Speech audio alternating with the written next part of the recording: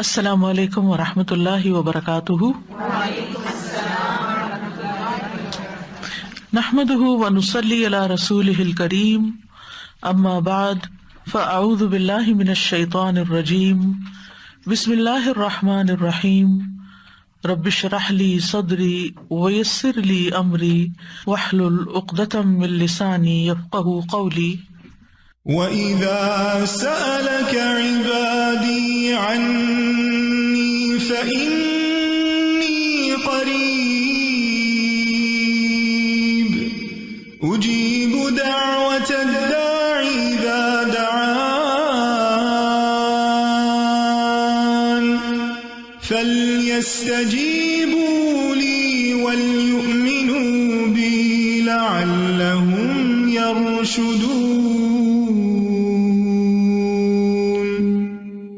اور جب میرے بندے آپ سے میرے بارے میں سوال کریں تو کہہ دیجئے بے شک میں قریب ہوں، میں پکارنے والی کی پکار کا جواب دیتا ہوں جب وہ مجھے پکارے۔ تو ان کو چاہیے کہ وہ میرا حکم مانیں اور مجھ پر ایمان رکھیں تاکہ وہ ہدایت پائیں۔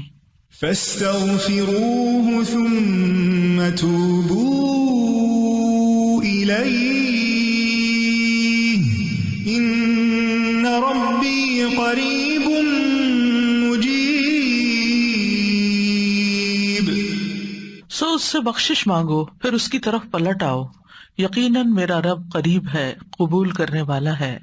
اللہم لک الحمد لا الہ الا انت وحدک لا شریک لک المنان بدیع السماوات والارض ذا الجلال والاکرام۔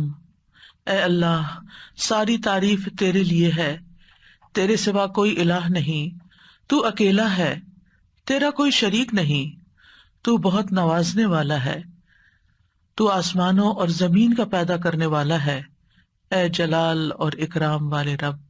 اللہم صلی علی محمد وعلی آل محمد کما صلیت علی ابراہیم وعلی آل ابراہیم انک حمید مجید۔ اللہم بارک علی محمد وعلی آل محمد کما بارکت علی ابراہیم وعلی آل ابراہیم انک حمید مجید۔ آج ہم انشاءاللہ رزق میں کشادگی کی دعائیں پڑھیں گے۔ اللہ تعالیٰ نے انسان کو پیدا کیا اور پیدا کرنے کے بعد یوں ہی چھوڑ نہیں دیا، بلکہ انسانوں کی ضروریات بھی پوری کی، انہیں رزق عطا کیا، انہیں زندگی بسر کرنے کے اسباب بھی فراہم کیے۔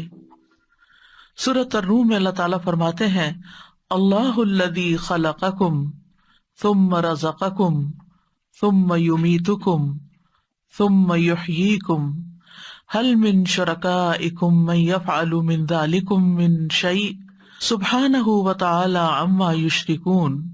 اللہ وہ ہے جس نے تمہیں پیدا کیا ہے، پھر تمہیں رزق دیا ہے، پھر وہی تمہیں موت دے گا، پھر وہی تمہیں زندہ کرے گا۔ کیا تمہارے شریکوں میں سے کوئی ہے جو ان کاموں میں سے کچھ بھی کرے، یعنی زندگی دے اور رزق دے یا موت دے؟ وہ پاک ہے اور بہت بلند ہے اس سے جو وہ شریک ٹھہراتے ہیں۔ تو اللہ سبحانہ تعالی رازق ہے اور اس کی صفت الرزاق بھی ہے، یعنی بہت زیادہ رزق دینے والا۔ اس نے آسمان و زمین کی تخلیق کے وقت ہی زمین کے اندر معیشت اور رزق کے وہ سارے سامان رکھ دیے تھے جس کی زمین والوں کو ضرورت تھی۔ یعنی جب اللہ تعالیٰ نے زمین کو پیدا کیا تو صرف اس پلانٹ کو نہیں پیدا کیا بلکہ اس کے اندر اسباب رزق بھی پیدا کر دیے، اور جتنی بھی مخلوقات پیدا کی جو ان گنت ہیں، ہم گن نہیں سکتے۔ یعنی انسان تو انسان، انسانوں کے علاوہ جنات، پھر حیوانات، چرند پرند درندے، چیونٹیاں، کیڑے مکوڑے، سمندر کی مخلوقات جو ان گنت ہیں، جن کی صرف اقسام ہی ان گنت ہیں۔ تو صرف ان کو پیدا نہیں کیا بلکہ ان سب کے رزق کی جو ضروریات تھی وہ بھی زمین کے اندر رکھ دی۔ اور پھر آپ دیکھیے کب سے یہ زمین بنی ہے اور کب سے اس پر حیوانات موجود ہیں، اور وہ ہر روز کھا رہے ہیں، پی رہے ہیں، اپنی ضروریات پوری کر رہے ہیں۔ سبحان اللہ، یعنی انسان سوچے، اور اگر انسان اس کو شمار کرنا چاہے، گننا چاہے، تو آپ گن نہیں سکتے، آپ امیجن بھی نہیں کر سکتے کہ ہر روز کتنی مخلوق کیا کچھ نہیں کھا جاتی۔ اور پھر اگلے روز پھر، اور پھر دن میں صرف ایک بار نہیں، انسان تو حیوانوں سے بھی زیادہ کئی کئی بار کھاتے ہیں، اور اللہ تعالیٰ دے رہا ہے اور دے رہا ہے اور دے رہا ہے، ہزاروں سال سے یہ سلسلہ چل رہا ہے، اور وہ سارے اسباب معیشت زمین کے اندر ہیں. یعنی ایسا نہیں کہ وہ کچھ کھا لیے تو پھر ختم ہو گئے، جیسے آپ اپنی فریج میں سے کچھ نکال لیں تو پھر دوبارہ تو وہ نہیں ملے گا جو آپ نے نکال لیا، لیکن اللہ کی زمین کے اندر جو کچھ ہے وہ آپ نکالتے جا رہے ہیں، اور پھر اللہ تعالیٰ دوبارہ ان میں سے پیدا کرتا چلا جا رہا ہے. یعنی ایک ٹری جو آج ہمیں نظر آتا ہے، معلوم نہیں اس کے پیچھے کتنی ہی چین ہے ٹریز کی کہ جن کا یہ بچہ ہے جو آج ہمیں نظر آ رہا ہے. تو یہ اللہ سبحانہ وتعالیٰ ہی کی قدرت ہے اور اس کی طاقت ہے اور اس کی پلاننگ ہے. اسی لیے ہم جب رب کا لفظ استعمال کرتے ہیں تو ہم کیا کہتے ہیں؟ خالق، پیدا اس نے کیا، مالک بھی وہی، مدبر بھی وہی، رازق بھی وہی. یعنی رب کے اندر رازق کا لفظ بھی آتا ہے، یعنی اللہ تعالیٰ کی صفت رزق بھی آتی ہے کہ اس نے صرف پیدا نہیں کیا، صرف وہ مالک ہی نہیں ان چیزوں کا، بلکہ ان کی پلاننگ بھی کرتا ہے، مدبر ہے، اور پھر اس کے ساتھ ساتھ اس نے ان سب کے رزق کا بھی اہتمام کیا. اور رزق تو ایک چیز ہے، اور بھی تمام ضروریات کا اہتمام کیا ہے. سورۃ ہود میں آتا ہے وَمَا مِن دَابَّةٍ فِي الْأَرْضِ إِلَّا عَلَى اللَّهِ رِزْقُهَا، زمین میں چلنے والا کوئی جاندار ایسا نہیں مگر اس کا رزق اللہ ہی کے ذمہ ہے. وہ پرندوں کو ان کے گھونسلوں میں، درندوں کو ان کی گھات میں، مچھلیوں کو سمندر کی تہہ میں، چیونٹیوں کو ان کے بلوں میں رزق فراہم کر رہا ہے. اور رزق کا مالک بھی صرف وہی ہے، سب کچھ اس کے ہاتھ میں ہے، سب کچھ اس کے اختیار میں ہے. وہ جس کے لیے چاہتا ہے رزق کشادہ کر دیتا ہے، اور جس کو چاہتا ہے نپا تلا دیتا ہے، جس کے لیے چاہتا ہے تنگ کر دیتا ہے. ان اللہ یرزق من یشاء بغیر حساب. لیکن بندوں کے لیے حکم کیا ہے کہ وہ نکلیں، رزق کی تلاش کریں، اللہ سے رزق طلب کریں. فابتغوا عند اللہ الرزق واعبدوہ، سو تم اللہ ہی کے ہاں رزق تلاش کرو اور اسی کی عبادت کرو. حیوانات رزق کی تلاش میں نکلتے ہیں، پرندے اپنے گھونسلوں سے نکلتے ہیں، چیونٹیاں بلوں سے نکلتی ہیں، اور اسی طرح باقی مخلوقات بھی اپنے رزق کی تلاش میں سارا دن مارے مارے پھرتی ہے. صبح خالی پیٹ نکلتے ہیں اپنے گھونسلوں سے پرندے، اور رات کو پیٹ بھرے واپس لوٹتے ہیں. لیکن پیٹ بھرنے کے لیے ان کو محنت کرنی پڑتی ہے اور کوشش اور بھاگ دوڑ کرنی پڑتی ہے، جو وہ سارے کر رہے ہوتے ہیں. تو انسان کے لیے بھی لازم کیا ہے کہ اللہ کو الرازق سمجھتے ہوئے اس کے ساتھ ساتھ کوشش کرے، محنت کرے، بھاگ دوڑ کرے، اور پھر اس کے بعد اس کی عبادت کے لیے بھی وقت نکالے. پرندوں کی تو تسبیح کافی ہے، لیکن انسان کو عبادت کے مختلف طریقے سکھائے گئے ہیں. اس سلسلے میں آج کی دعا سورۃ المائدہ میں اللہ تعالیٰ فرماتے ہیں قال عيسى ابن مريم اللهم ربنا أنزل علينا مائدة من السماء تكون لنا عيدا لأولنا وآخرنا وآية منك وارزقنا وأنت خير الرازقين. عیسیٰ ابن مریم نے کہا اے اللہ، اے ہمارے رب، تو ہم پر آسمان سے ایک خوان اتار جو ہمارے پہلوں اور پچھلوں کے لیے عید ہو جائے، اور تیری طرف سے ایک نشانی ہو، اور ہمیں رزق عطا فرما، اور تو سب سے بہترین رازق ہے. اس آیت میں عیسیٰ علیہ السلام کے زمانے میں ایک خاص واقعے کی طرف اشارہ ہے. عیسیٰ علیہ السلام نے جب لوگوں کو اللہ تعالیٰ کی طرف بلایا تو حواریوں نے اس پر لبیک کہا، آپ پر ایمان لائے، اور ایمان میں مزید اطمینان کے لیے عیسیٰ علیہ السلام سے کہا کہ کیا آپ کا رب یہ کر سکتا ہے، اس میں یہ قدرت ہے کہ ہم پر آسمان سے تیار شدہ کھانا اتارے.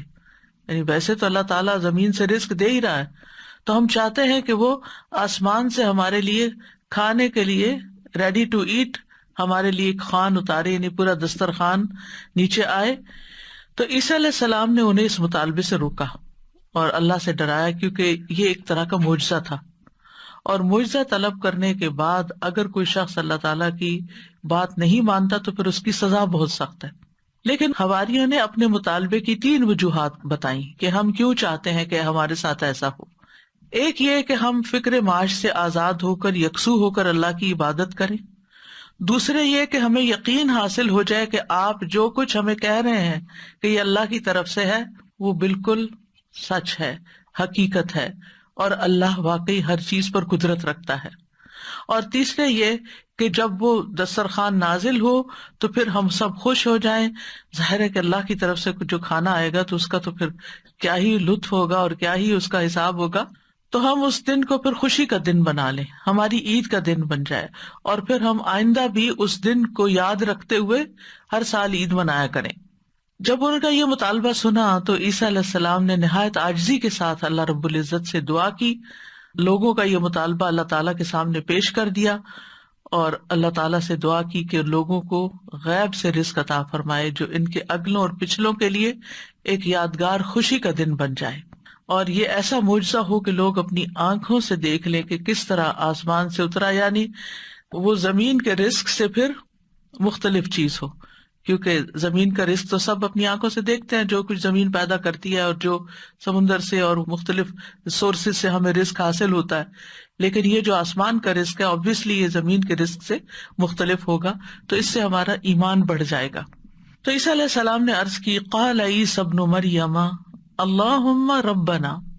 آپ دیکھیے دعاؤں میں یا اللہم آتا ہے یا ربنا آتا ہے، یہاں عیسیٰ علیہ السلام نے دونوں صیغے استعمال کیے ہیں، اللہم ربنا، یعنی حواریوں کا مطالبہ قبول کر کے اللہ سبحانہ تعالیٰ سے نہایت عاجزی کے ساتھ دعا کی کہ اے اللہ، اللہم اے اللہ، ربنا جو ہمارا پالنے والا ہے، جو ہمارا رب ہے۔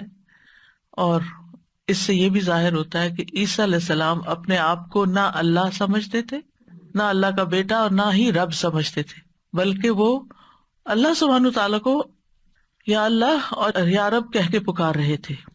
تو اس سے کیا ظاہر ہوتا ہے کہ وہ خود رب نہیں تھے، اور نہ ہی وہ اس کے قائل تھے، اور نہ ہی وہ کسی چیز میں اپنا کوئی اختیار سمجھتے تھے۔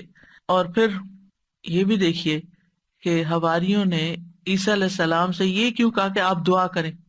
اگر وہ انہی کو رب مانتے ہوتے تو انہی سے مانگ لیتے۔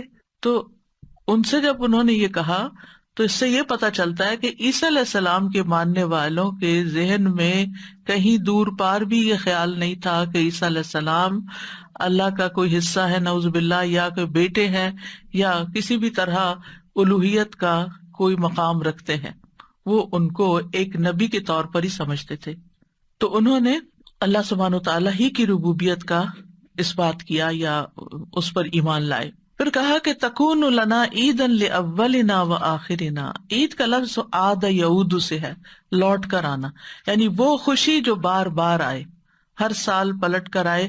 یہ سالانہ بھی ہو سکتی ہے اور ہفتہ وار بھی۔ مسلمانوں کی 2 عیدیں سالانہ ہیں اور 1 ہفتہ وار ہے۔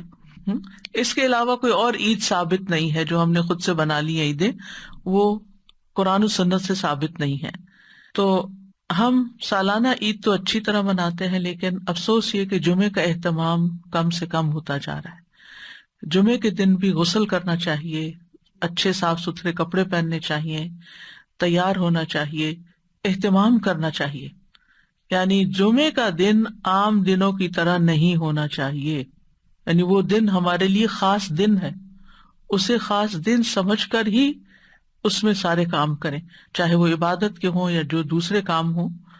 اور پھر آپ دیکھیے کہ انہوں نے کہا کہ وہ دن ہمارے لیے عید کا ہو، لأولنا وآخرنا، ہماری پہلی فرسٹ جنریشن یعنی جو ہمارے دور کے لوگ ہیں، وآخرنا اور جو ہمارے بعد میں آئیں گے، وآیۃ منک، اور تیری طرف سے ایک نشانی بھی ہو، تیری قدرت کی علامت ہو، یعنی عیسیٰ علیہ السلام کی سچائی کی علامت ہو کہ یہ واقعی اللہ کے رسول ہیں اور انہوں نے جو کہا وہ سچ کہا۔ اور پھر وارزقنا وانت خیر الرازقین دعا بھی کی، اور یہ رزق کے حصول کی دعا بھی ہے، یعنی اتنا حصہ اگر انسان پڑھتا ہے، وارزقنا وانت خیر الرازقین، تو ہمیں عطا کر، ہمیں رزق دے، اور تو سب سے بہترین رزق دینے والا ہے، اور یہاں پر ہمیں کسی مشقت کے بغیر اپنے پاس سے رزق عطا فرما۔ اب آپ دیکھیے کہ اللہ سبحانہ تعالیٰ بہترین رازق ہے. یعنی کس اعتبار سے کہ جو اس کی طرف سے رزق آتا ہے وہ اپنی کیفیت کے اعتبار سے اور کمیت کے اعتبار سے بہترین ہوتا ہے، یعنی سب سے افضل ہوتا ہے. اور انسانوں نے اس کی جو شکلیں بنا لی ہیں، پروسیس کر لیا اس کو، تو وہ اپنی کیفیت کے اعتبار سے بہترین نہیں رہا، کیونکہ انسانوں کے لیے اس طرح فائدہ مند نہیں. آپ نے دیکھا ہوگا کہ جو چیزیں نیچرلی اگتی ہیں، گرو کرتی ہیں، اور جو فریش فوڈ آپ سی سے لیتے ہیں، سی فوڈ ہوتی ہے یا کچھ، یا ہم باقی غذاؤں کے مقابلے میں زیادہ صحت مند غذائیں ہوتی. خیر الرازقین، اور اس لیے بھی خیر الرازقین کہا گیا اللہ تعالیٰ کو کہ لوگ اگر اللہ تعالیٰ کی نافرمانی بھی کریں تو بھی وہ ان کو اپنا رزق دیتا ہے، وہ کفر بھی کریں، اس کا انکار بھی کریں، اس سے ناراض بھی ہوں، پھر بھی رزق دیتا ہے. لیکن بندوں میں سے جو کسی کو رزق دیتے ہیں وہ ایسا نہیں کرتے، حتیٰ کہ ماں باپ بھی اگر دیکھتے کہ بچے بات نہیں مانتے تو ان سے کنارہ کش ہو جاتے ہیں. آپ جہاں جاب کرتے ہیں، جاب نہیں کریں تو آپ کو کوئی سیلری نہیں دے گا. انسانوں کا معاملہ یہ ہوتا ہے. لیکن اللہ سبحانہ وتعالیٰ آپ عبادت کریں یا نہ، آپ نماز پڑھیں یا نہ، آپ روزہ رکھیں یا نہ، وہ آپ کو کھانے کو دیتا رہے گا. تو اس دعا سے یہ پتا چلتا ہے کہ انسان جب دعا کرے تو بہت عاجزی کے ساتھ دعا کرے اور اللہ تعالیٰ کو اس کے بہترین ناموں کے ساتھ پکارے. اللہم ربنا، یہ دونوں نام اکٹھے بھی کر سکتے ہیں، اور اس کے علاوہ بھی یا رزاق، یا فتاح. اور پھر یہ کہ انتہائی عاجزی اور انکساری رویے میں بھی ہونی چاہیے کہ اللہ ہم محتاج ہیں، تو دینے والا ہے. اور پھر اللہ تعالیٰ سے بہترین رزق مانگنا چاہیے، یعنی تو بہترین رزق دینے والا. اللہ تعالیٰ کی صفت کو بیان کیا جا رہا ہے، یعنی ہمیں بھی ایک طرح سے انڈائریکٹلی کیا کہا جا رہا ہے کہ ہمیں بھی بہترین رزق عطا فرما. رزق کیا چیز ہے، یعنی رزق کا اطلاق کس کس چیز پر ہوتا ہے؟ ابن منظور لسان العرب میں کہتے ہیں رزق سے مراد ہر وہ چیز ہے جس کے ساتھ ہر زندہ مخلوق کی زندگی قائم ہوتی ہے، یعنی جس پر زندگی کا انحصار ہوتا ہے، خواہ وہ چیز مانوی ہو یا مادی ہو.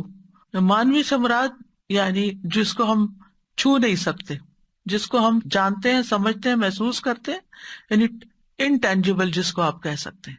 تو رزق دونوں طرح ہوتا ہے، ٹینجیبل بھی اور انٹینجیبل بھی. اسی طرح بعض نے یہ کہا کہ ہر نعمت ہی ایک طرح سے رزق ہے، یعنی جتنی بھی نعمتیں ہمیں ملی ہیں وہ ساری رزق ہیں. یعنی صرف مال ہی رزق نہیں ہے، بلکہ رزق کا ایک وسیع دروازہ ہے. ہر وہ چیز جو اللہ تعالیٰ بندوں پر نعمتوں کی صورت میں انعام فرماتا ہے، جیسے مال، اولاد، ہسبینڈ، اہل و عیال، ماں باپ، پھر اسی طرح صحت، محبت، قبولیت، یہ ساری چیزیں رزق کہلاتی ہیں. اور یہ اللہ تعالیٰ کی طرف سے تقدیر میں مقرر کر دی گئی ہیں. یعنی اللہ تعالیٰ نے ہر بندے کا رزق مقرر کر رکھا ہے کہ اس کو کتنا دینا ہے. تو انسان کے لیے پھر کیا لازم ہے کہ اللہ جب دے تو پھر انسان شکر ادا کرے. جیسے اوپر میں نے ذکر کیا کہ حصی اور مانوی دونوں اعتبار سے جو نعمتیں ہمیں ملی ہیں وہ رزق ہیں، تو محبت بھی ایک رزق ہے. حضرت عائشہ کہتی ہیں میں نے نبی صلی اللہ علیہ وسلم کی ازواج میں سے کسی پر رشک نہیں کیا سوائے خدیجہ رضی اللہ عنہا کے، اور میں نے حضرت خدیجہ کو نہیں دیکھا، یعنی ان کو زمانہ نہیں پایا. وہ فرماتی ہے کہ رسول اللہ صلی اللہ علیہ وسلم جب بکری ذبح کرتے تو آپ فرماتے کہ اس کا گوشت خدیجہ کی سہیلیوں کو بھیج دو. وہ کہتی ہے کہ ایک دن میں غصے میں آ گئی میں نے کہا آپ ہر وقت خدیجہ خدیجہ کرتے ہیں اور اس کی سہیلیوں تک کا خیال رکھتے ہیں. تو رسول اللہ صلی اللہ علیہ وسلم نے فرمایا انی قد رزقت حبھا، مجھے خدیجہ کی محبت عطا کی گئی ہے، یعنی اللہ نے میرے دل میں اس کی محبت ڈالی. انسان کسی کو مرنے کے بعد صرف محبت کی وجہ سے یاد رکھ سکتا ہے کہ جس کے ساتھ آپ کا کوئی قلبی تعلق ہو، اور یہ بھی اللہ دلوں میں ڈالتا ہے. قرآن مجید میں آتا ہے ان الذین آمنوا وعملوا الصالحات سیجعل لهم الرحمن ودا، بے شک جو لوگ ایمان لائے اور انہوں نے نیک عمل کیے، رحمان ان کے لیے دلوں میں محبت ڈال دے گا. آپ کسی سے زبردستی محبت نہیں کرا سکتے. آپ کسی کے آگے رو پیٹ کے، اس کے ساتھ غصہ کر کے، اس کی منتیں کر کے، یا اس کو مال دے کے، یا اس کی خوشامد کر کے آپ اس سے کہیں آپ مجھے محبت دیں، آپ مجھ سے محبت کریں، کبھی بھی نہیں کوئی کرے گا جب تک اللہ دلوں میں محبت نہ ڈالے. اور اگر آپ کے لیے اللہ نے کسی کے دل میں محبت ڈال دی ہے تو اس پر اللہ کا شکر ادا کرنا چاہیے کہ یہ اللہ نے رزق دیا ہے مجھے، کیونکہ محبت کہیں سے خریدی نہیں جا سکتی. اللہ تعالیٰ فرماتے ہیں لو انفقت ما فی الارض جمیعا ما الفت بین قلوبہم، اگر زمین میں جو کچھ ہے سارے کے سارا بھی آپ خرچ کر دے دیں لوگوں کو، آپ ان کے دلوں میں محبت نہیں ڈال سکتے. یعنی نہ یہ مال سے خریدی جا سکتی ہے اور نہ ہی یہ کسی مطالبے سے خریدی جا سکتی ہے، اور نہ ہی یہ احسان جتا کے اور کسی کو ذلیل کر کے یا کسی کو کسی طرح مجبور کر کے محبت لی جا سکتی ہے. یہ اللہ کی دین ہوتی ہے، اور جس کو اللہ دے وہی محبت حاصل کرتا ہے. اور اس کے پیچھے بھاگنا نہیں چاہیے، بھاگنا چاہیے اللہ کی رضا کے کاموں میں، اور نہ اس بات کی فکر کرنی چاہیے میری ماں مجھ سے محبت کرتی ہے کہ نہیں، کیونکہ کچھ بچوں کو ساری زندگی یہی یقین نہیں آتا کہ ماں محبت کرتی ہے. شوہر مجھ سے محبت کرتا ہے کہ نہیں، ساری زندگی شک میں پڑی رہتی ہیں، حتیٰ کہ بیمار پڑ جاتی ہیں بعض خواتین. ریسنٹلی کسی کے بارے میں جو پتا چلا کہ ان کا دماغ چل گیا صرف اس بات پہ کہ ہسبینڈ مجھ سے وہ محبت نہیں کرتا جو مجھے چاہیے، اور اس کی وجہ سے مزری، دنیا کی ہر نعمت ہے اس کے پاس، لیکن اب وہ ایک طرح سے ذہنی مریض بن گئی خاتون. وہ تو خیر ایک سیویئر کیس ہو گیا نا، لیکن اس سے نچلے درجے پر کسی نہ کسی ڈگری، کسی نہ کسی لیول پر ہر شخص کو یہ شکوہ رہتا ہے، اور اس سے باہر نکلنا چاہیے، کیونکہ انسان اس سے اپنی صلاحیتیں کھو دیتا ہے. انسان کی پروڈکٹیوٹی ماری جاتی ہے جب انسان لوگوں کی محبت کا یا تو دیوانہ ہوتا ہے، اور یا وہ اس کا فقیر بن جاتا ہے، یا اس کو یہ پریشانی لگ جاتی ہے کہ کوئی مجھ سے محبت کیوں نہیں کرتا، کیونکہ اس پریشانی سے انسان کو حاصل کچھ نہیں ہوتا. اور پھر آپ دیکھیے کہ بعض اوقات خواتین کا مسئلہ یہ بھی ہوتا ہے کہ ان کے اوپر کچھ کنڈیشنز ایسی ہوتی ہیں، ہارمونل چینجز ہوتے ہیں، پیریڈز کا مسئلہ ہے، بچوں کی ولادت کا مسئلہ ہے، اور کئی طرح کی پریشانیاں، بچوں کو دودھ پلا رہی ہے، فزیکل کنڈیشنز کتنی بدلتی جاتی ہیں، جس کی وجہ سے عموماً وہ زیادہ اٹینشن سیکرز ہوتی ہیں. تو یہ جو اٹینشن سیکنگ ہے یہ بھی ایک بیماری ہے، یعنی اس میں بھی آپ نے اپنا ریموٹ کنٹرول دوسرے کے ہاتھ میں دیا ہوا ہے. وہ آپ کو اٹینشن دے تو آپ خوش، آپ کے اپنے پاس کوئی چیز نہیں کہ جس سے آپ خوش ہو سکیں. بھائی آپ کے اپنے پاس کوئی چیز ہونی چاہیے، آپ انڈیپینڈنٹ ہو، کیوں کسی کی غلامی میں پڑے ہوئے ہیں، انڈیپینڈنٹ ہو، آپ اپنے چائے کے کپ کو انجوائے کریں، آپ اپنے بک ریڈنگ کو انجوائے کریں، آپ اپنے گھر کے کام کو انجوائے کریں، آپ مختلف چیزوں کے اندر مختلف ایکٹیویٹیز میں اپنے آپ کو انوالو کر کے وہاں سے آپ خوشی حاصل کریں. اپنی خوشیاں اپنے بچوں کے اندر مت ڈال دیں کہ بچے سامنے ہوں گے تو میں خوش ہوں گی اور بچے نہیں تو میں خوشی نہیں. آپ اپنی خوشیاں مال و دولت میں نہیں ڈالیں کہ میرے پاس ڈھیر مال آئے گا ہر مہینے تو پھر ہی میں خوش ہوں گی، اور اگر کسی مہینے کے اوپر نیچے ہو گیا تو میری ساری خوشی چلی گئی. چیزوں کے اندر، انسانوں کے اندر خوشیاں نہیں ڈھونڈیں. اور سب سے بڑی خوشی تو خود اللہ کے ذکر میں ہے، اللہ کی یاد میں ہے، اللہ کی عبادت میں ہے، اللہ سبحانہ وتعالیٰ کے دین میں ہے، اس دین کے علم حاصل کرنے میں ہے، اس علم کو سکھانے میں ہے، اس کے راستے میں نکلنے کو ہے. کیا آپ نے کسی حدیث میں صحابہ کرام میں سے کسی کے بارے میں یہ پڑھا تھا کہ وہ ذہنی مریض ہو گئے تھے؟ کوئی مینٹل النس تھی وہاں؟ کوئی ایموشنل امبیلنسز تھے وہاں؟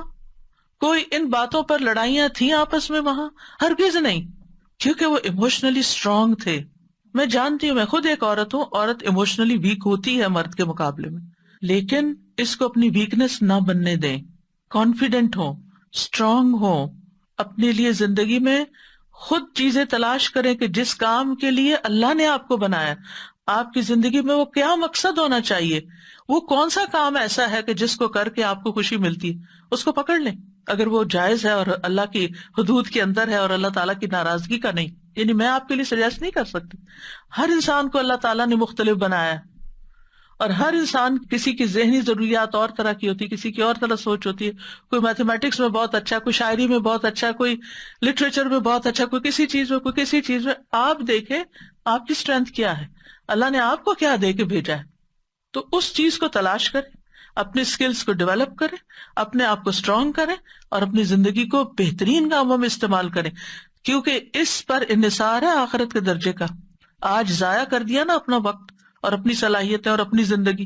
کیونکہ بعض لوگ تو پھر بیمار پڑ کے کچھ کرنے کے قابل نہیں رہتے، اور بعض لوگ تو پھر نہ کسی عبادت کے لائق اور اپنے آپ کو بھی نہیں سنبھال سکتے.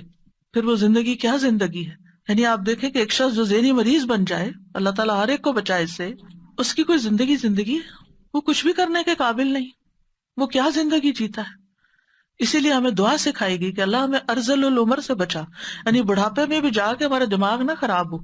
کیونکہ جب لوگوں کی عمر زیادہ ہو جاتی ہے، حافظہ ختم ہو جاتا ہے، کچھ لوگ الزائمر کے مریض ہو جاتے ہیں، کوئی ڈیمنشیا ہو جاتا ہے، ایجنگ کے ساتھ ساتھ ہوتا ہے. لیکن کچھ لوگ آپ دیکھیں ماشاءاللہ، کل کسی نے مجھے کسی عالم کی پکچر بھیجی کہ یہ پچھلے 51 ایئر سے اس مسجد میں، ایک سیم مسجد، ہر سال پورا قرآن سنا رہے ہیں. اور اس پکچر میں بھی وہ تراویح پڑھا رہے تھے کہ اس سال بھی وہ 81 ایئرز کے ہیں اور پورا قرآن سنائیں گے. وہ بھی تو انسان ہے، ان کو اللہ نے اتنا اسٹرانگ حافظہ کیوں دیا؟ اس قرآن کی برکت سے. کہ جب آپ نے سوچ لیا کہ میں نے سال کے آخر میں یہ کام کرنا، تو آپ پورا سال تیاری کریں گے نا. تو میں سوچ رہی تھی کہ کہاں ہم ہر سال قرآن سنانا حافظے سے، اور اتنا ریگولرلی کنسسٹنسی کے ساتھ ایک کام کرتے چلے جانا، یہ ہے نا قابل رشک زندگیاں. یہ تھوڑی ہے کہ آج رو رہے ہیں، کل سو رہے ہیں، پرسوں کچھ کر رہے ہیں، ترسوں کچھ کر رہے ہیں، نہ ادھر کے نہ ادھر کے، نہ دنیا کے نہ آخرت کے. یہ تو اپنے آپ کو ضائع کرنا ہے. تو ہم میں سے ہر شخص یہ دیکھے وَلْتَنظُرْ نَفْسٌ مَا قَدَّمَتْ لِغَدٍ، ہر شخص دیکھے اس نے اپنی کل کے لیے کیا تیاری کی ہے، دنیا کے کل کے لیے بھی اور آخرت کے کل کے لیے بھی. اس کا فیوچر کیا ہے؟ کیونکہ ہر انسان کو وہی ملے گا جو وہ کر رہا ہے. تو رزق کی کئی قسمیں ہیں، اور پھر جب ہم رزق مانگے اور جس چیز کی کمی ہمیں محسوس ہو وہ اللہ سے مانگ رہے، بندوں کے پیچھے نہ جائیں، بندوں کے آگے ہاتھ نہ پھیلائیں. جیسے بندے کے آگے ہاتھ پھیلا کے روٹی مانگنا منع ہے نا، یا انسان کو ذلیل کرتا ہے، ایسے کسی کے آگے ہاتھ پھیلا کے محبت مانگنا یا اور کوئی چیز دنیا کی مانگنا جو ہے وہ انسان کی قدر کو گھٹا دیتا ہے، انسان کی ویلیو کم ہو جاتی ہے. لہٰذا اللہ سے یہ رزق مانگے. علم بھی رزق ہوتا ہے، رب زدنی علما، یہ رزق بھی اللہ سے مانگے. تو اللہ تعالیٰ اپنے بندوں کا رزق دو طرح کا دیتا ہے. ایک عام رزق ہے جس سے ہر نیک اور فاجر فائدہ اٹھاتا ہے، اس میں انسان، حیوان، جن سب شامل ہے، سب کو کھانے کو دیتا ہے، بنیادی بیسک نیڈ سب کی پوری ہو رہی. اور یہ جسمانی رزق ہے، اور یہ اللہ نے تقسیم کیا اور ہر ایک کو زندہ رکھنے کے لیے اللہ نے ذمہ لیا ہوا ہے. کیونکہ زندگی کا انحصار اس پر ہے، زندگی اس پر ڈپینڈ کرتی ہے کہ یہ رزق آپ کے پاس ہو. رزق کی دوسری قسم خاص ہے، یہ اللہ تعالیٰ اپنے انبیاء اور اپنے رسولوں کے ہاتھ پر اپنے بندوں میں سے جسے چاہتا ہے یہ رزق عطا کرتا ہے. اور یہ ایمان اور توحید کا رزق ہے، وہ اپنے رسولوں کے ذریعے جسے چاہتا ہے دیتا ہے. یہ اللہ تعالیٰ صرف اس کو عطا کرتا ہے جو اس کا حقدار ہے، جو اس کا طلبگار ہے، جو اس پہ شکر گزار ہے. کیونکہ اگر آپ اس کی پرواہ نہیں کرتے کہ آپ ہدایت کے راستے پہ یا گمراہی پہ، تو اللہ کو بھی پرواہ نہیں. تو جو اس کو ڈیزرو کرتا ہے اور جو اس پہ پھر شکر ادا کرتا ہے کہ الحمدللہ الذی ہدانی لہذا، اللہ نے مجھے نعمت اسلام دی، میں شکر گزار ہوں اس پر. تو اللہ تعالیٰ تو بڑے فضل والا ہے، بہت زیادہ احسان کرنے والا ہے. اور جیسے دنیاوی رزق کے لیے اسباب اختیار کرنے پڑتے ہیں، ایسے ہی اس رزق کے لیے، ایمان اور ہدایت کے رزق کے لیے بھی اسباب اختیار کرنے پڑتے ہیں. آپ کو کوشش کرنا پڑتی ہے، آپ کو نکلنا پڑتا ہے کہ آپ کو یہ رزق بھی ملے. یعنی یہ نہیں کہ دنیا کے رزق کے لیے تو ہم کوشش کریں اور جب دین کا رزق لینا ہو تو ہم کہیں اللہ تو بس ہدایت دے دے، ہم گھر میں بیٹھے. ایسے نہیں، اس کے لیے بھی محنت کرنی پڑتی. اور ہماری اسلامی تاریخ، اسلامک ہسٹری ہمارے سامنے ہے کہ کس طرح علماء نے ایک ایک حدیث کے لیے مہینوں کا سفر کیا، ایک حدیث جاننے کے لیے، اور اپنی زندگیاں کھپا دی. پیدل بھی چلے اور سواریوں پر بھی، اور لٹے بھی اور پٹے بھی، اور گرمی اور سردی برداشت کی، اور ہر طرح کی تکلیف اٹھائی اس علم کو حاصل کرنے کے لیے. اس کے مقابلے میں ہم نے تو کچھ بھی ایفرٹ نہیں لگائی، کوئی قربانی نہیں دی. تو ایمان میں اضافے کے لیے بھی آپ کو نکلنا پڑتا ہے، کچھ کام کرنے پڑتے ہیں، اس کے لیے بھی اجتماعیت چاہیے ہوتی ہے، علم میں اضافے کے لیے بھی. اسی طرح اگر آپ چاہتے ہیں کہ آپ کی قدر، عزت اور محبت میں اضافہ، تو اس کے لیے بھی آپ کو قربانیاں دینی پڑتی ہیں، اس کے لیے آپ کو بندوں کی خدمت کرنی پڑتی. عزت لینا چاہتے ہیں عزت دینی پڑتی ہے، محبت لینا چاہتے ہیں محبت دینی پڑتی ہے. یعنی اس دنیا میں اللہ تعالیٰ نے ایک اصول بنایا ہے، گیو اینڈ ٹیک. پہلے گیو، دینے والے بنو، جب آپ کو ملے گا.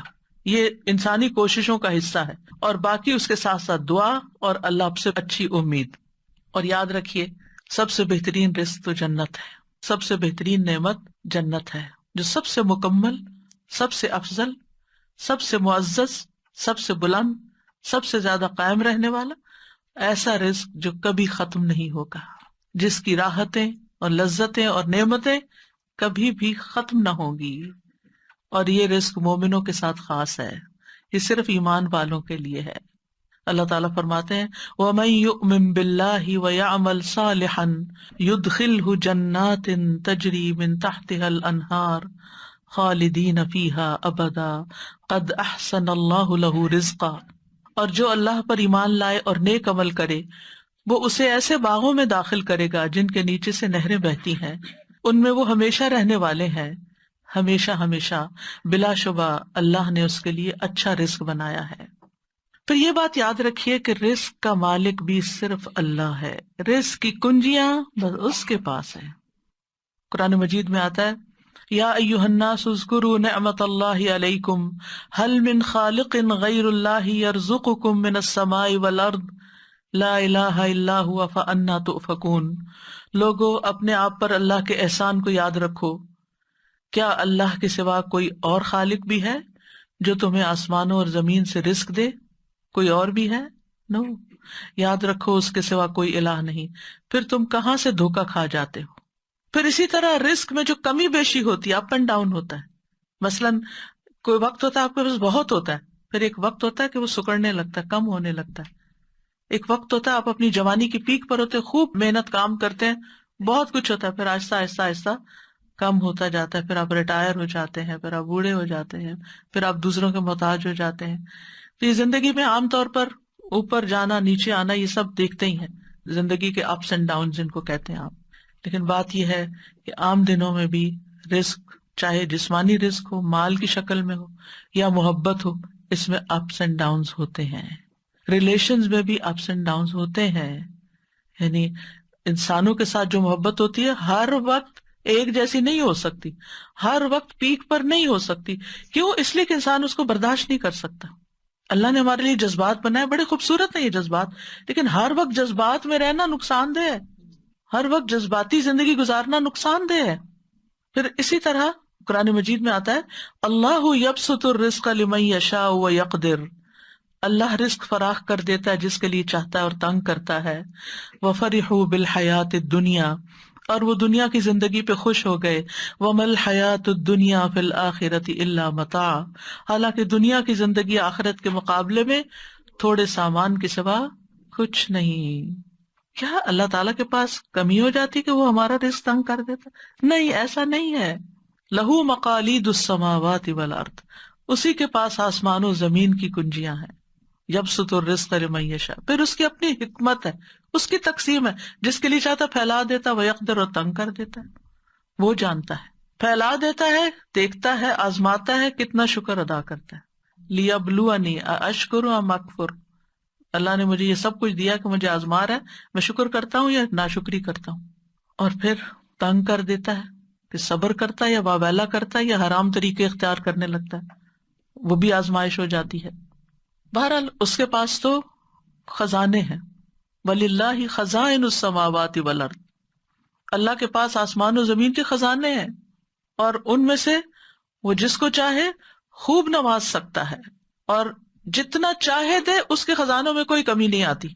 رسول اللہ صلی اللہ علیہ وسلم نے فرمایا اللہ کا دایاں ہاتھ بھرا ہوا ہے اور دن رات کی فیاضی سے اس میں کوئی کمی واقع نہیں ہوتی.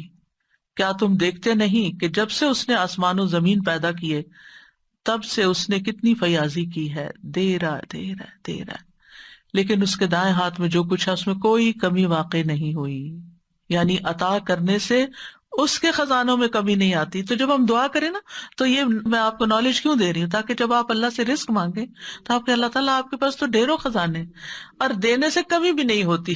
ایک تو ہے نا کہ آپ کسی سے مانگتے وہ کہتا بھی نہیں میں نہیں دے سکتا، میرے تو اپنے لیے کافی نہیں.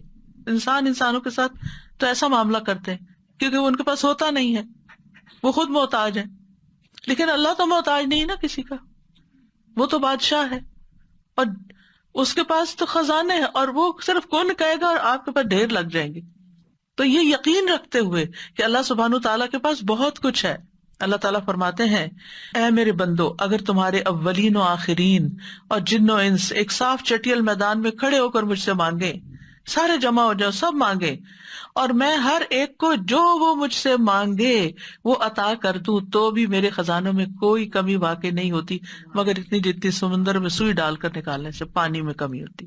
اللہ سبحانہ تعالیٰ کے خزانے آسمانوں میں بھی ہیں اور زمین میں بھی ہیں.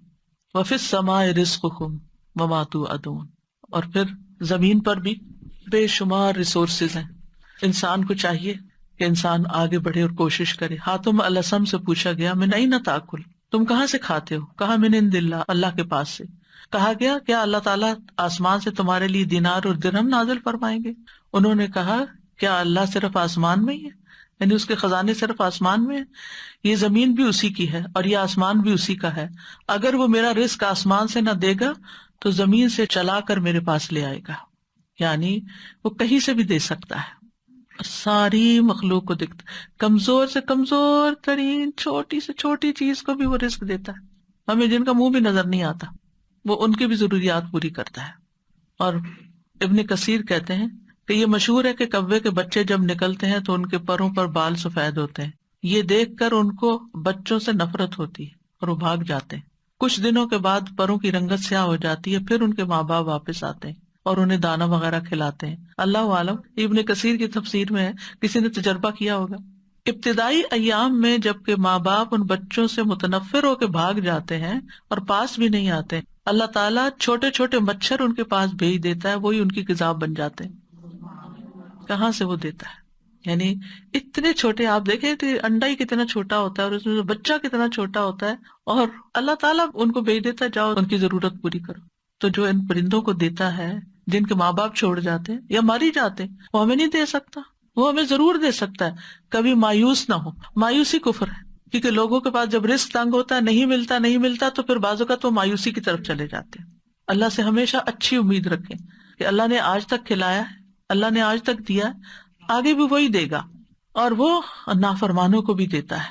حضرت ابراہیم علیہ السلام نے جب دعا مانگی تھی کہ اللہ اس شہر کو امن والا بنا دے اور اس کے رہنے والوں کو پھلوں سے رزق دے جو ان میں سے اللہ اور یوم آخرت پر ایمان لائے، اور اللہ نے کیا کہا تھا، جس نے کفر کیا اسے بھی میں تھوڑا سا فائدہ دوں گا. اچھا، دنیا میں جب ہم دیکھتے ہیں نا کہ نان بلیورز کے پاس بہت کچھ ہے تو ہم کہتے ہیں ان کے پاس اتنا کچھ ہے، ان کو اتنا زیادہ کیوں دیا؟ اللہ کے نزدیک وہ مچھر کے پر برابر بھی، وہ کچھ بھی نہیں ہے جو اللہ کے پاس اس کے مقابلے میں. تو ایک تو کبھی یہ نہیں سوچنا چاہیے کہ یہ شخص نماز بھی نہیں پڑھتا، یہ روزہ نہیں رکھتا، یہ فلاں نہیں کرتا، اور اس کو پھر بھی اللہ نے اتنا زیادہ دیا.